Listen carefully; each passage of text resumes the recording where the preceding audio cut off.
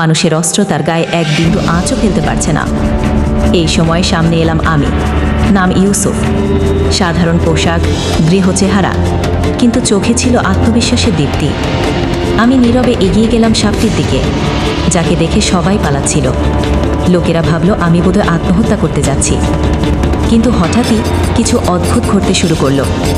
সাপটি থেমে গেল, তার আগুন মাখা চোখ ধীরে ধীরে শান্ত হতে লাগলো।